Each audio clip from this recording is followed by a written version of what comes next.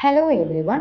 U G C net paper 1 logical reasoning യൂണിറ്റിലെ western ഫിലോസഫിയിലെ informal fallacies എന്ന പാർട്ടിൽ നിന്ന് വന്നിട്ടുള്ള ഒരു പ്രീവിയസ് ഇയർ ക്വസ്റ്റ്യൻ ആണ് നമ്മൾ ഡിസ്കസ് ചെയ്യാനായിട്ട് പോകുന്നത്.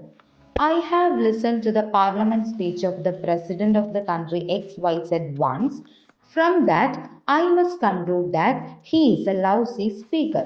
Which fallacy is committed in the above statement? Begging the question, hasty generalization, slippery slope, ad hominem.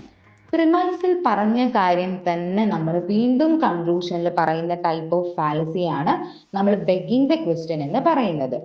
Few ഇൻസ്റ്റൻസുകളുടെ ബേസിൽ മാത്രം ഒരു കാര്യത്തെ തെറ്റായി ജനറലൈസ് ചെയ്യുന്ന ടൈപ്പ് ഓഫ് ഫാലസികളെയാണ് നമ്മൾ ഹേസ്റ്റി ജനറലൈസേഷൻ എന്ന് വിളിക്കുന്നത്.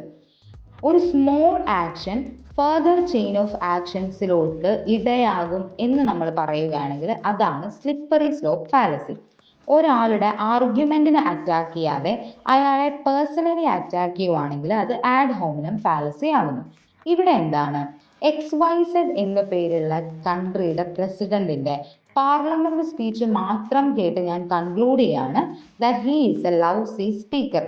അദ്ദേഹം മറ്റ് ഇൻസ്റ്റൻസുകളിൽ വളരെ നന്നായിട്ട് സംസാരിച്ച ഒരാളാണെങ്കിലോ, പക്ഷെ ഞാൻ ഇവിടെ എന്താ ചെയ്യുന്നത്, ഒരു ഇൻസ്റ്റൻസിന്റെ ബേസിൽ മാത്രം ഞാൻ തെറ്റായി ജനറലൈസ് ചെയ്യാണ് that he is A lousy speaker. അദ്ദേഹം വളരെ മോശമായിട്ടുള്ള ഒരു സ്പീക്കർ ആണെന്നുള്ളത്.